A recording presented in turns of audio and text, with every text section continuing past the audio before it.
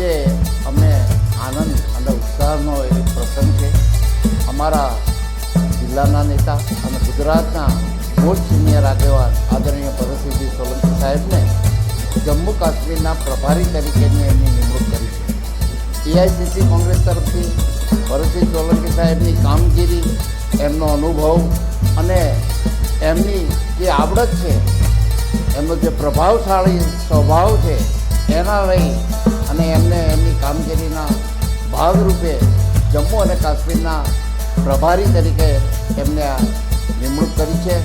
અને ત્યાં પણ મને ચોક્કસ વિશ્વાસ છે કે જમ્મુ કાશ્મીરની અંદર એ કોંગ્રેસનો ત્રિરંગો ધ્વજ લહેરાવશે.